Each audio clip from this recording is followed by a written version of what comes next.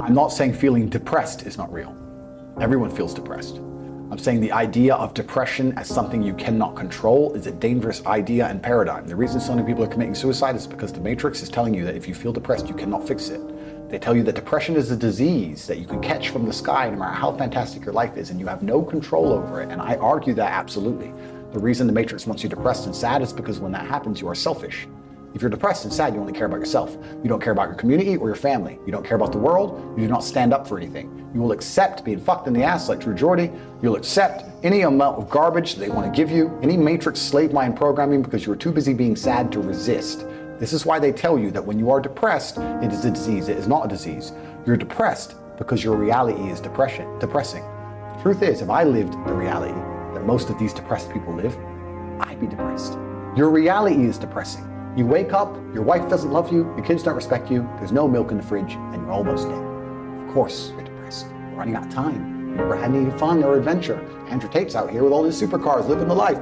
We're here in Dubai doing a podcast. You're a brokey. Of course you're depressed. That's because your reality is depressing you. The depression is something deep in your heart and soul telling you that you need to change things. That is the unlimited trauma, the power I was talking about earlier that you can take all of that depression and convert it into unlimited energy to fix your life. Energy cannot be destroyed, it can only be converted. Take the depression and turn it into motivation. And all of a sudden, you'll see how fantastic your life is. A guy emailed me saying he was depressed, he was going to kill himself. And I said, listen, before you do that, get a six-pack. He said, what are you talking about? You're fat, get a six-pack. If you still feel like killing yourself, good luck. By the time he sent me pictures of a six-pack, it was long emails thanking me for how I saved his life. His reality was depressing. Of course you feel depressed if your reality is depressing. If your reality is fantastic, you don't feel depressed. I guarantee there's a whole bunch of people you can give $1 million to and the depression would disappear. The argument against that is why do famous people kill themselves, which I'm about to answer in a second. And the answer to that is actually going into the broader point that the way the Matrix teaches about depression, they're trying to teach you to be helpless. They're teaching you that you cannot fight against it unless you take pharmaceutical drugs. And I say that it is not real in that paradigm, and that believing that is the case is going to destroy you. Having no hope will prevent you from fighting back. They're telling you it's hopeless, and it is not. If you do not believe in depression, like I do not believe in depression, no matter what bad things happen to me and how bad and depressed I feel, I know I can fix it. That will make me fight harder than if I believe I cannot fix it. The reason that rich people kill themselves is because they buy into this paradigm completely. They go to a therapist, and the therapist says, you have depression. It's not your fault. It's a disease that nobody can fix, and I can't help, and nobody can help. Then they give them a bunch of mind-altering drugs. Then they sit them there in therapy to talk about all the bad thing that's ever happened to them. Let me tell you something. If someone told me that I felt shit and I couldn't help it no matter what I did about my life, gave me a bunch of mind-altering drugs, and then sat me down to repeat all the bad shit that ever happened to me for hours and hours a day, I'd kill myself. It gets to a point where it just ain't fucking worth breathing anymore if you're gonna believe in that bollocks. But if you wake up and go, you know what? They're saying this is a disease, but I don't accept that paradigm. I don't believe in it. I believe that I can fix this myself. I believe if I change my reality and create an experience of life that I am absolutely not really satisfied by, I will no longer feel depressed. You will cure most of your own problems. Take two men, put them in two individual haunted houses. Haunted houses. One believes in ghosts, one doesn't. There's a loud noise in the night. The one who believes in ghosts wakes up and is paranoid, is afraid, can't sleep, is sitting in the corner of the room shaking. The one who doesn't believe in ghosts goes back to sleep. It is the belief in the ghost which punishes him, not the ghost itself. If you do not believe in depression, you can never be depressed. That's why I don't believe in it. And to go into a broader point about all of that, I don't even give a shit if I'm wrong.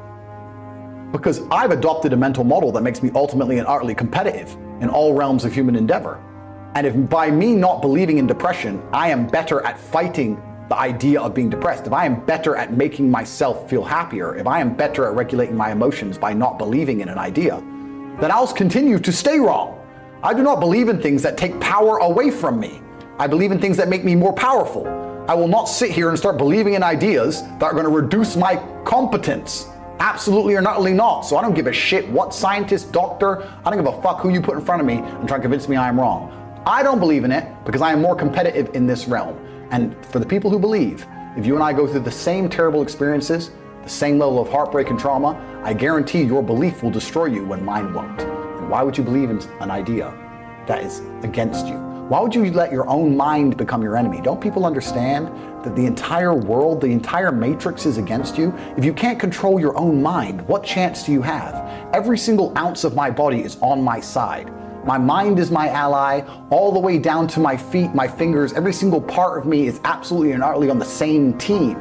We are a united front against the enemies of freedom. How can I have my own mind betray me and tell me that I can't do something? I don't give a fuck if I decide to jump off this building. If I decide I'm not going to die, I am not going to die. My own mind will not betray me. Perhaps I'm wrong, but I believe that I stand a better chance of survival if I believe I will survive, as opposed to thinking I will certainly die. People underestimate the power of the mind. I do not believe in anything that takes power away from me. And another thing I do not do is adopt the thinking of people who are sad. When I say this, depressed people send me long emails trying to convince me I am wrong. Why the fuck would I want to think like you when you don't want to live? Why would I want to think like you when you want to kill yourself and I'm perfectly fine? Adopting the thinking of somebody who doesn't want to live anymore is probably the most stupid, asinine, inane, childish, ridiculous thing a functioning adult can do. If you're depressed, I don't want to think anything like you, so take your opinion and get fucked. 2 more questions. We were talking as we walked in briefly about how the UK is fucked. Correct. So we agree. Let's shake on that. Agree. We agree. Yeah, we agree. So do you want to just give us a little snapshot of your thought on the state of the UK, the politics in the UK, your thoughts? Sure.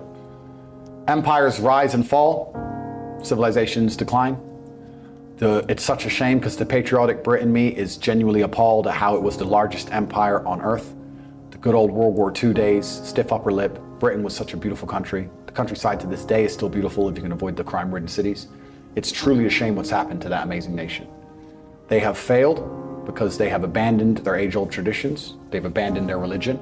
Christianity has failed to preserve any morality amongst the populace. It's failed to be a fearsome ideology that people do not want to fight against. So Christianity as a religion has failed by extension. And the UK is now attempting to use civility and legality to fight against absolute savagery, which is an extremely inefficient way to fight. Efficiency wins, and they will always lose. If you have people who can get whatever they want with 3 inches of sharpened metal, and your enemy against this is 2-year court cases, human rights objections, a lawyer, a legal team, tag, home leave, cultural differences, how could you possibly win? They can go to Wilkinson's and spend £2.50 and get whatever they want. You spend millions and millions and millions and you can't even beat the guy. It is an inefficient system and they are going to lose. The general populace are afraid to speak. They're afraid to stand up and talk about the true issues. There are people who are exploiting the UK because of its softness, because it is a soft target. You need to hard times. Your mind and resist. We know this one and how that all ends. I'll tell you. And the UK is at the decline of its empire, and there is nowhere for it to go but down. There is no way they can possibly fix it because the populace itself are not acknowledging the problem to its true extent because they're matrix-minded, and the news says it's not that bad. And they're also not hard-hearted enough to fix it. We live in Dubai. Sorry, we're in Dubai now, where you have 200 different nationalities, and 85% immigrant rate, and 0 crime. By the end of the day, I'll watch myself. Because people fear the law. How quickly I'm looking. It's kind of like how little time I give. You walk into someone's house and it's pristinely clean. And then I'll blink and I'll cure when my you finish with your brain. cup, you'll take it out. You must allow if you walk into yourself someone's to be house, it's a manipulated, shithole. and you must fix it. When you finish with your cup, you leave it on the table. Who cares? You cannot it's a shithole. control your own mind. That's the problem we have. Then you are just walk into Dubai, everyone behaves, so you behave. Life. You walk into England, nobody behaves. So why the fuck would you behave? You can't control the weather. Nobody's scared of the law. Nobody's scared of their religion. Nobody's scared of the average English man. And it's actually a shame because the British were a warrior nation, perhaps the best in the world at it. The average English British man is too busy fighting against his fellow man for some football game, opposed to fighting against anything important. The whole nation, head to toe, has failed. Whether it's the way men interact with women, the way that children are raised, the things they teach in school, the family unit, marriages, the legal system, the financial system, the judicial system, the political system. The fact you cannot walk down the street alone at night with a nice watch that you worked your life off your life for without getting stabbed to death by somebody who wasn't even. If you find yourself unable to go and dedicate yourself to something you don't want to do, you must blink and cure your brain. because all of our minds Get have been lifetime under access to constant all assault for 13 years. plus Andrew Tate The courses. the way Link the in description mind and functions, comments. The way